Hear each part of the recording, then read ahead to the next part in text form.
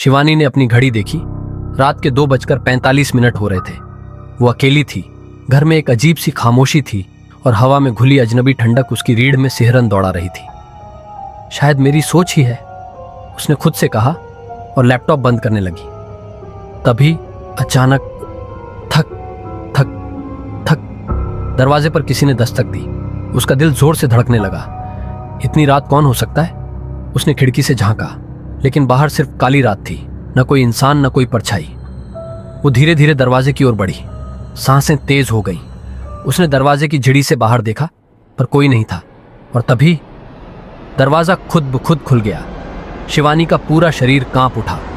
दरवाजे के बाहर कोई नहीं था, लेकिन जमीन पर गीली मिट्टी के निशान थे, जैसे कोई अभी अभी अंदर आया हो। उसने फटाफट दरवाजा बंद किया और कुंडी लगा दी।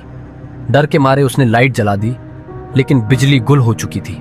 तभी शिवानी, कोई फुसफुसाया। उसका गला सूख गया। यह आवाज बाहर से नहीं आई थी, ये उसके पीछे थी। उसने धीरे धीरे पीछे मुड़कर देखा और उसके पैरों तले जमीन खिसक गई। दीवार पर खून से उसका नाम लिखा था, शिवानी। उसका पूरा शरीर ठंडा पड़ गया। उसने कंपाते हाथों से अपना फोन उठाया और टॉर्च ऑन की। कमरे के कोने में एक परछाई खड़ी थी। शिवानी की हिम्मत नहीं हुई देखने की, लेकिन एक अजीब बात थी।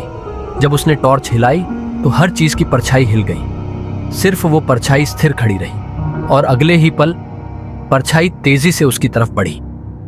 शिवानी जोर से चीखी और पीछे हट गई। उसके पैर मेज से टकराए और वह जमीन पर गिर पड़ी।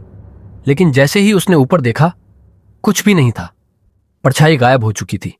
लेकिन तभी उसके फोन की स्क्रीन चमकी। कॉल आ रहा था। कोई अनजान नंबर था। कांपते हुए उसने कॉल रिसीव की। हेलो, उसने घबराई हुई आवाज में कहा। सिर्फ एक फुसफुसाहट आई, तुम बच नहीं सकती। अचानक शिवानी को अपने पुराने घर की याद आई। बचपन में उसके साथ एक अजीब घटना हुई थी। उसके छोटे भाई रोहन की मौत बहुत रहस्यमयी तरीके से हुई थी। कहा जाता था कि उसने आत्महत्या की थी, लेकिन शिवानी को हमेशा शक था कि वो हत्या थी। शायद ये उसी से जुड़ा कोई राज था। शिवानी ने अपने घर की पुरानी फाइलें निकाली।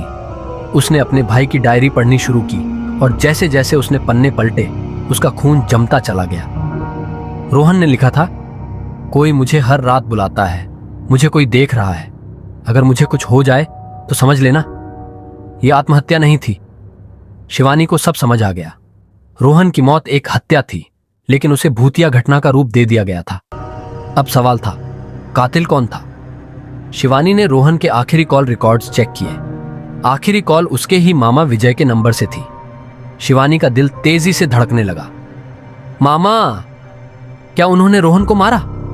शिवानी ने तुरंत मामा विजय को बुलाया। जब वो आए तो उनके चेहरे पर चिंता थी, लेकिन आंखों में कुछ छिपा हुआ था। शिवानी, तुमने बुलाया? मामा, मुझे सच बताइए, क्या रोहन की मौत आत्महत्या नहीं थी? विजय मामा का चेहरा सफेद पड़ गया। तभी कमरे की लाइट झपकने लगी। हवा में अजीब सी गंध फैल गई और फिर, मुझे इंसाफ चाहिए, यह आवाज रोहन की थी। अचानक मामा विजय जोर से चीखे।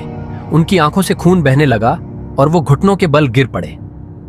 8 इंसाफ और अंत। शिवानी समझ गई, रोहन की आत्मा अभी भी यहीं थी और अब सच सामने आ रहा था। मामा विजय ने कांपते हुए कहा, मैंने गलती की थी। रोहन ने एक ऐसी बात सुन ली थी जो उसे नहीं सुननी चाहिए थी। कौन सी बात?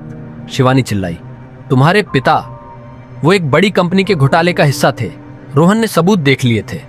हमें लगा अगर उसने पुलिस को बता दिया तो सब खत्म हो जाएगा, इसलिए मैंने उसे मार दिया। शिवानी के हाथ पैर सुन्न हो गए। तुम बच नहीं सकते मामा, उसने कहा। और तभी कमरे की सारी खिड़कियां एक साथ खुल गईं।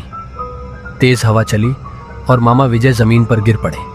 उनका शरीर अकड़ गया और उनकी आंखें डर से बाहर निकल आईं। शिवानी की आंखों के सामने रोहन की आत्मा धीरे धीरे गायब हो रही थी।